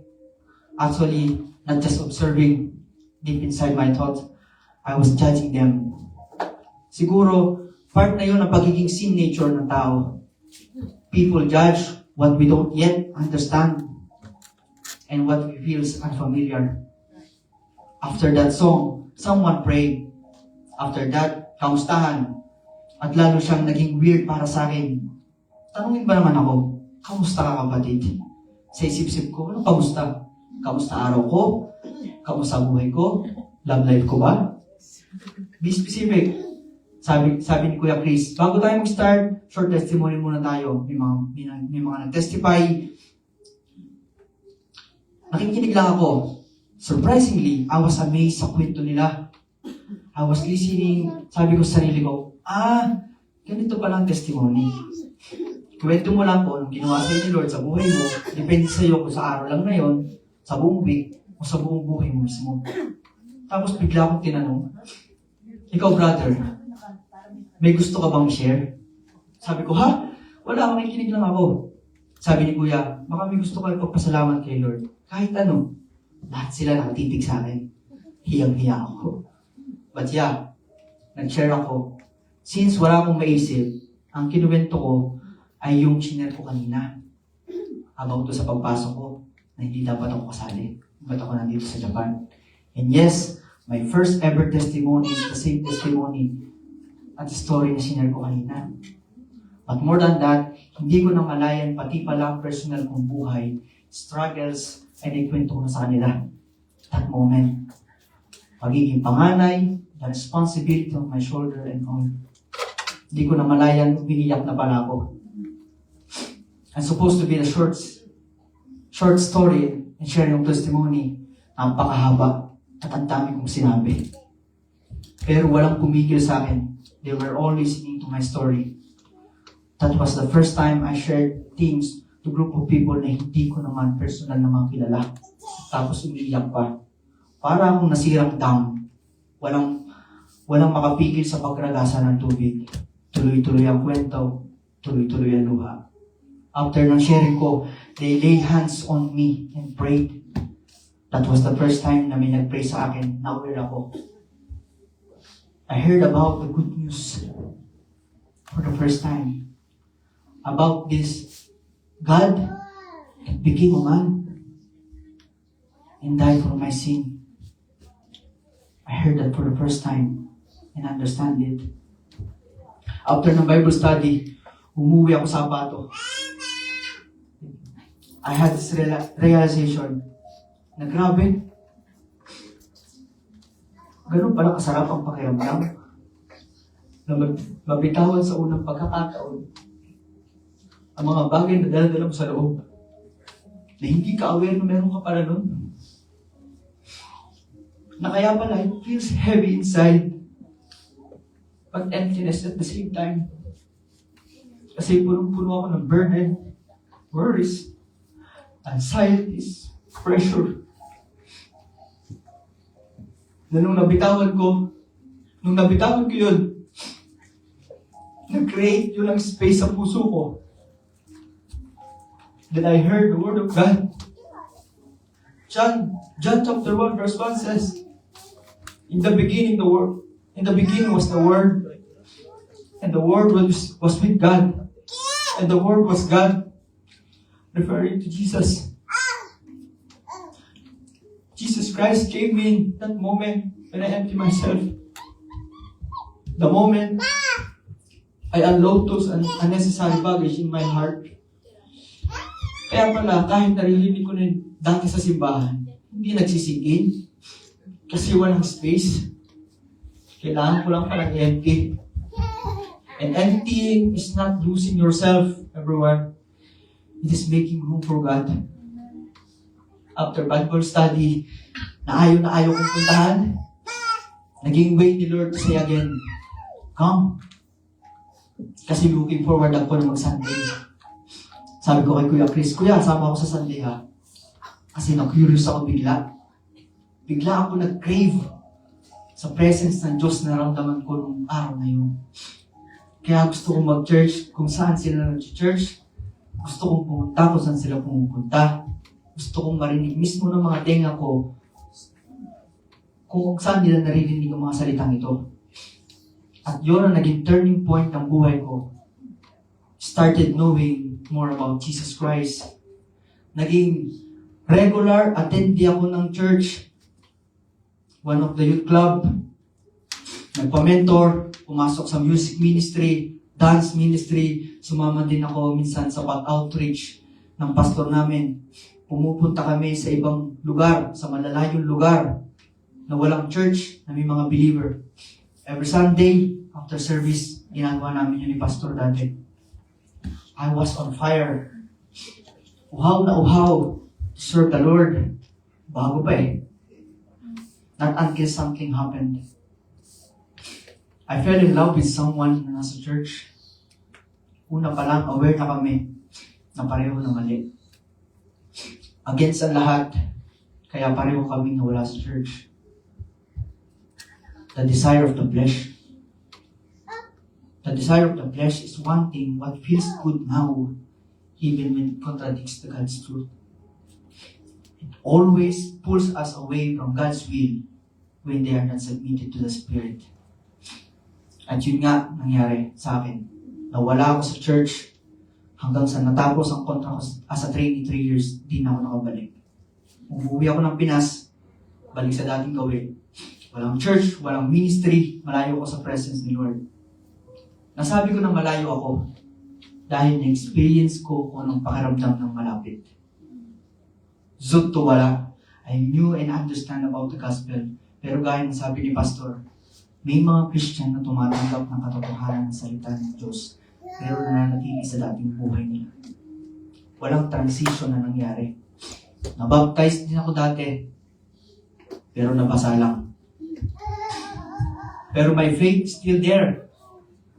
Yung mga paniniwala, mga pinaniwalaan ko at mga nalaman ko, naiintindihan ko na mga maling paniniwala, maling paraan ng pagsamba na wala na talaga ng tuluyan. Yung pag-ibig ako na lang yung naiwan at nanatiling pareho. Testing and trials are inevitable at testing and trials are inevitable. The testing of faith. Year 2020, panahon ng COVID, struggling for survival. Kung di magtatrabaho, walang kakainin. Isang malakas na kalabog, bumagsak na pala si Papa sa banyo. Stroke si Papa. Sinugod ka namin sa ospital.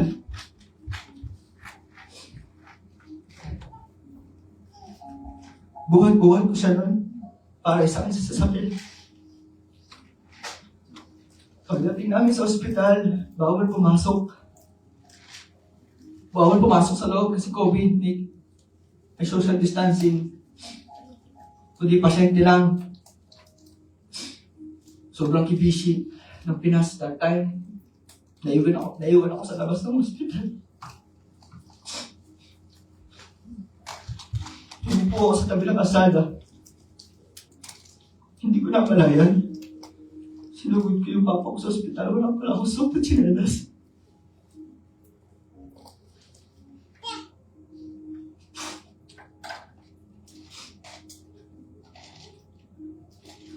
Doon lang nagsing na lahat. Nagsimula ako umiyak.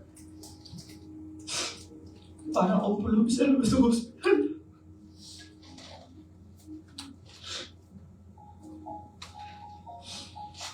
Few months after,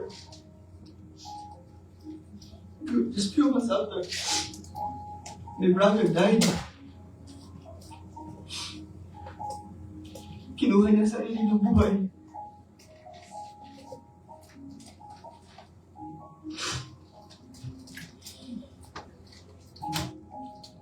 COVID, stroke si Papa.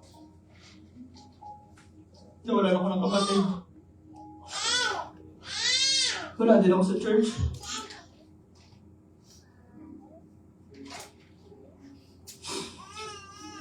That was the lowest point of my life. But also the highest. Because I met God again.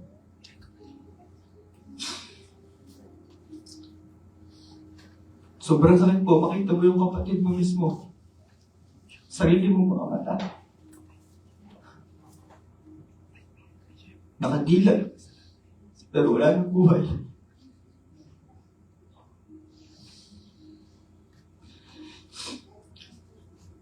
Kaya pala na-meet ko muna si Lord bago mangyari yung bakit niya sa buhay ko. Kasi alam niya na hindi ko kakayanin. Nung nakita ko yung kapatid ko na wala ng buhay, nag-iiyakan sila lahat. Lumabas ako ng kwarto ko sa nangyari yun. And guys, yung moment na yun,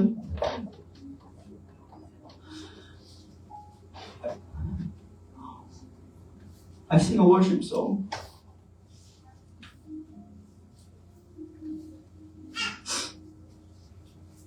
Nung araw na ito, nawalan ako ng kapatid. Sa halip na mag-complain ako, hindi ko alam kung bakit ako kumanta ng worship song. Yung lyrics ng kantang yun. When the oceans rise and thunderstorm, I will soar with you above the storm. And know you're still my God.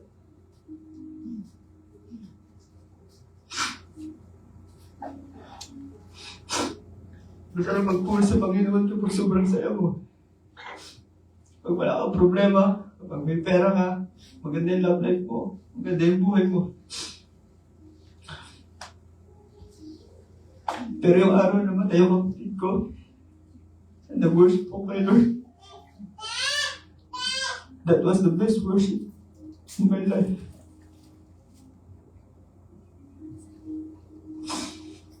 Because it was real. It was pure. It was genuine. Chaos sa paligid ko.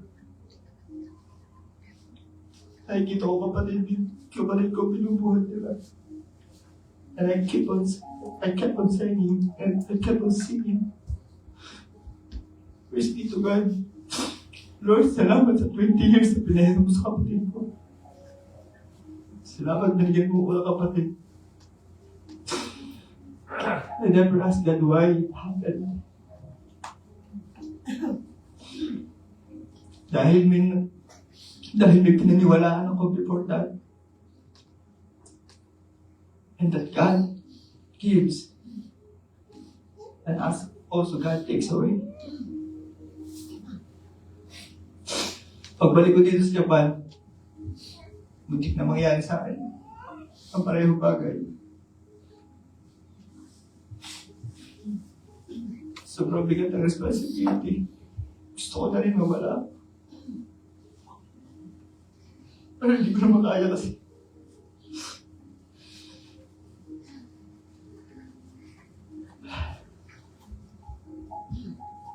Not until na-realize ko na dito ko nga pala unang damit si Lord sa Japan. That moment, na gusto kong bawiin ang buhay ko. Sinubukan ko lang. Nag-search ako sa phone. Sabi ko, nearest church. Galing sa pato ko. At lumabas tong Agape.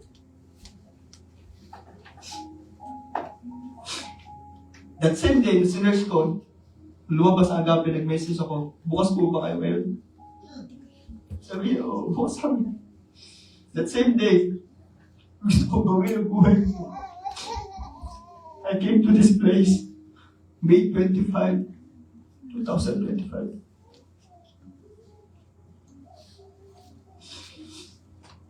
And once again, I met God. Kumbaga pinaalala sa akin ni Lord, baka nakakalimutan mo na mahal kita. Baka nakakalimutan mo na may purpose ang buhay mo kung ba't kita tinala dito sa Japan. Knowing pastor, guys, knowing pastor, every time nabubuo ako sa kanya, makikipagkwentuhan sa kanya, it feels like I was talking to God, telling me what to do in this life. What is my purpose in life? And once again, this is my declaration of faith.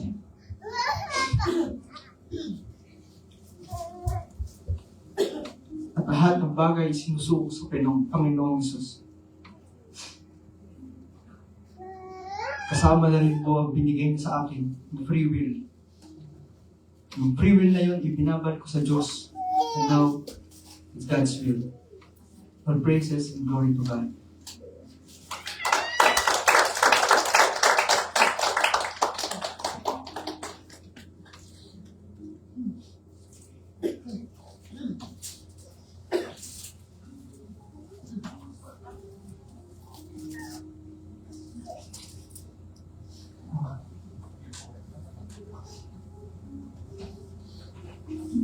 I remember yung barbecue times and you asked about that struggle as a brother. You cannot let go. And you think you can do something about your brother. Hey, it discourages you so much that time, but the word of God, it's not me. The word of God discourages you because hindi tama na ipanalangin mo isang patay. It's never the will of God na ipanalangin mo isang patay. Basta panalangin mo isang buhay habang sila ay nabubuhay. Dahil ang patay tapos na siya. Ang judge ng bawat tao, according to Ecclesiastes 10:2, wala na silang kinalaman. Hindi sila binigyan ng anumang authority, even in the realm, wala pang namatay, at lagi ko sinasabi, wala pang namatay na Christian na nasa langit. Empty pa ang langit.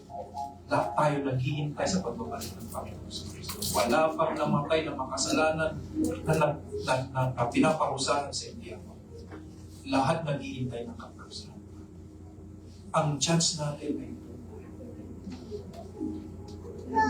ibig sabihin, ilang question din yan na dumaan sa buhay ng maraming believer, and they are questioning that. Ang sabi ko, it's easy to answer if you know God. Ano yung sagot? Sabi nila, unfair ang Diyos. Kung talagang may pag-ibig siya, bakit? Ganun. Akala mo ba for God's will of the world? Hindi po unfair ang Diyos. The truth is you are ignorant. We are all blind and ignorant of God. Because at the moment na pumasok ang transgression sa buhay ng isang tao, sa pamamagitan ni Adan, pumasok na ang kamatayan. Wala ka pa, patay ka na sa mata ng Diyos. Saan unfair ang Diyos? That's niyo yun. So gaano man kagagaling, kabuti sa ginawa mo, kung wala si Yesu Cristo sa buhay mo, hindi unfair yun. Unfair sa Diyos na pupunta sa amin. Dahil tayo lahat ay nagkasala. Ang fair sa atin, ang dapat at patas sa atin yung tinatawag ng fair, ay lahat tayo pupunta ng fair. Yun yung fair sa Diyos. Tama. But anyway, before ituloy natin yung testimony kasi wala nang masyadong oras, let's, muna tayo, baptizo muna tayo. If we have a little time, mamaya, pwede tayo mag-testimony. So, let me invite yung mga kapatid natin at lahat po kayo na ay pumunta po kayo sa witness.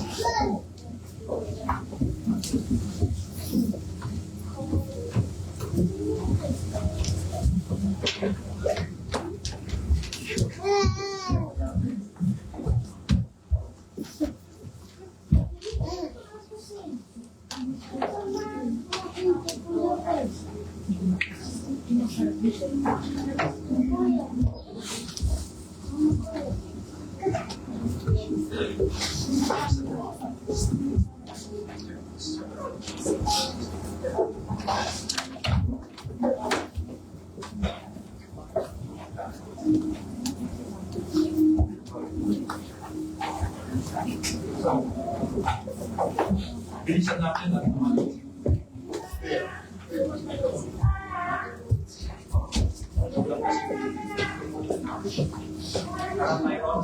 please, narating mo na sa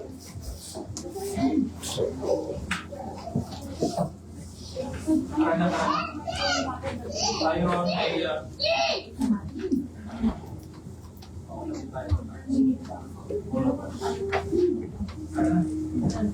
Lumalamig yung tubig. Malamig siya.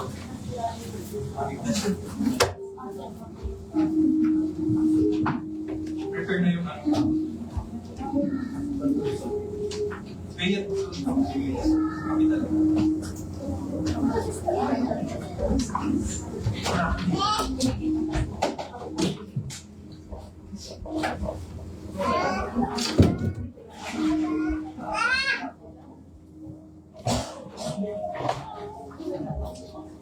Ay, ano po?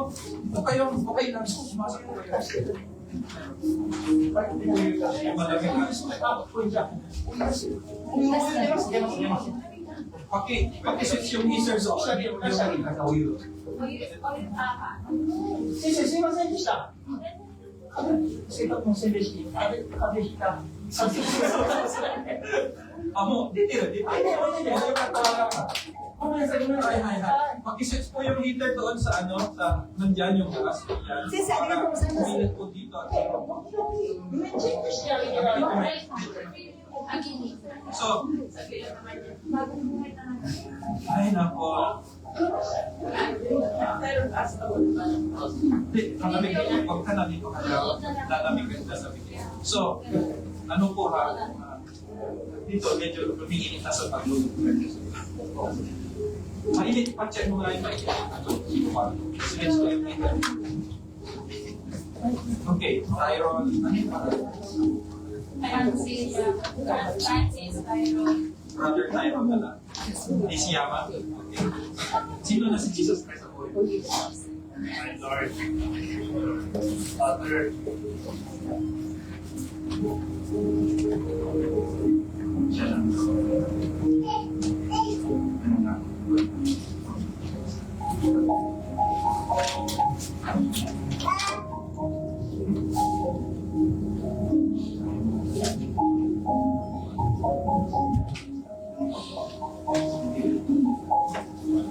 Sa lahat ng Father.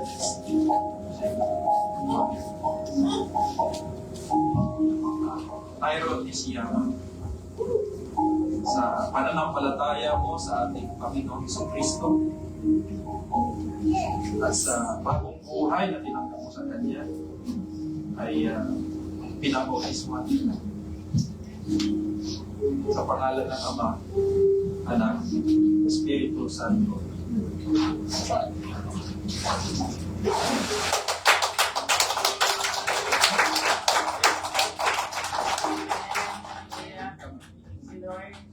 Mabuhay ka sa bagong buhay mo kay Jesus. Makikita tayo doon. Dito medyo umiinit na. Tamang-tama na. Mami!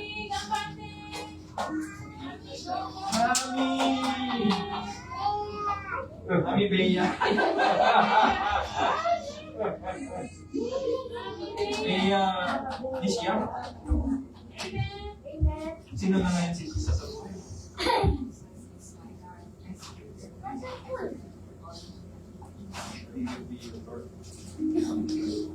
Mamubuhay ka ba? Wala siya pagkawin sa naniniwala ka ba sa mga usapan? Pinako na wala ka. Bea Beatrice Nisiyama. Sa pangalan ng Ama, Anak, Espiritu Santo, sa pamamagitan ng iyong pananampalataya, ibig sabihin ang nagaluhin ka. Pinabautismo kita. Pangalan ng Ama, Anak, Espiritu Santo.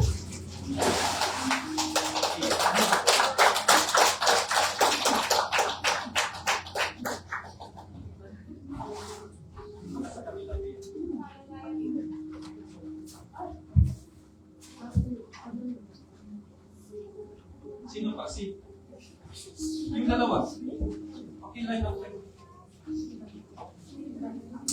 Andiyan ba yung gamit kayo? Hindi po.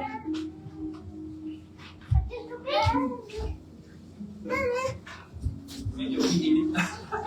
Pero malamig.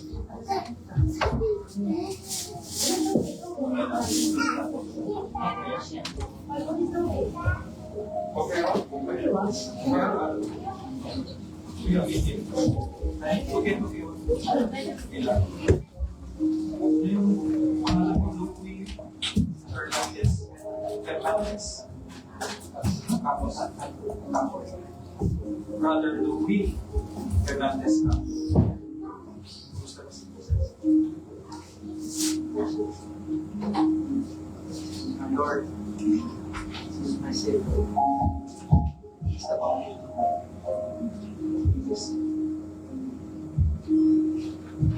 Lay Louis Hernandez Catholic. Sa pamagitan ng iyong faith kay Jesus Christ at sa desisyon ng follow of righteousness after this baptism na ilulog na natin ang ating tubig. Iniwala natin sa tubig na ito. Kung sino huwag ka masyadong joke lang ano. Binabautismohan kita sa pangalan ng Ama, Anak, Espiritu Santo.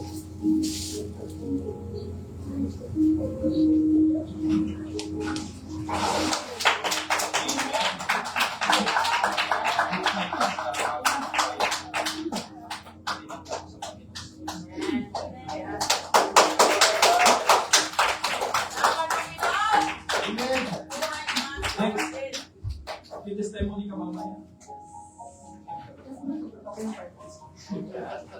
Mas maganda yung si Kasuki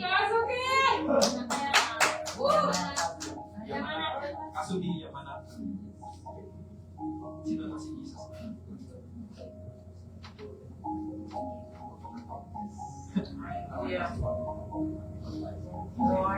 Sa pananampalataya mong Kasuki ay sinuto mo sa ating Panginoon si Kristo bilang sa genuine faith niya, mag-uusap sa pangalan ng Ama, Anak, Espiritu Santo.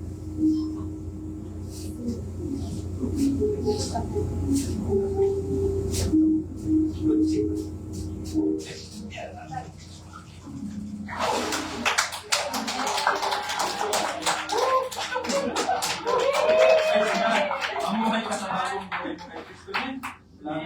At doon ka sa kapila. Di ba ba? May pahiram na ng tawol. Tayo may tawol ka. Ano yung bathroom? Ano?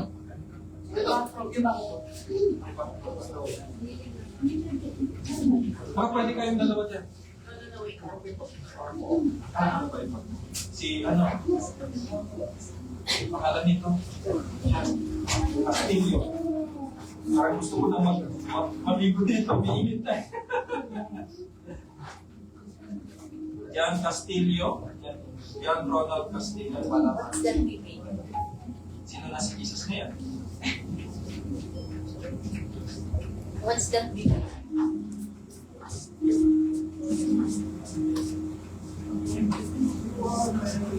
Ito ang event. So, pananampalataya.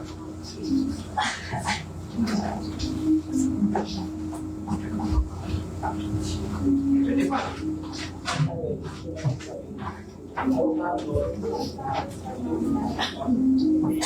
Pero hindi ka magbabago. Yeah. I mean, hindi ka na magbabago. So, John Ronald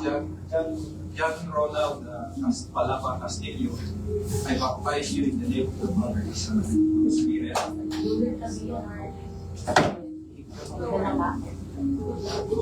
Yan.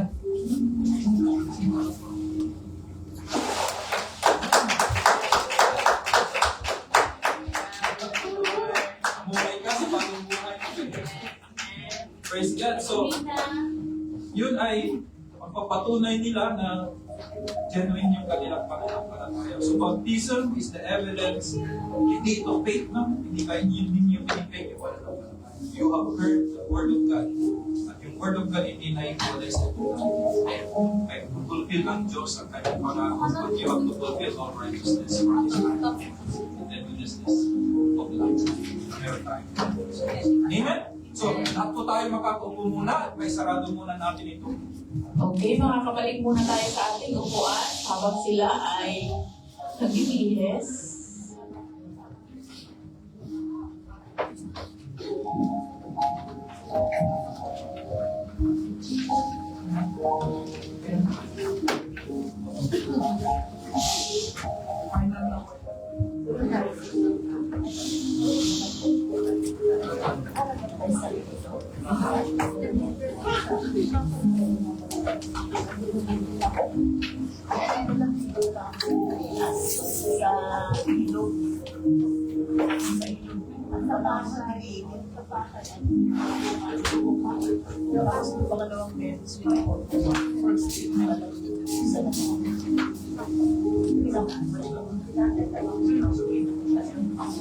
Forgot my socks.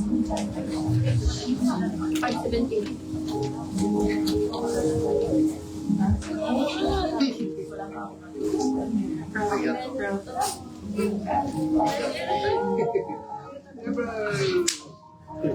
Okay, habang yung iba ay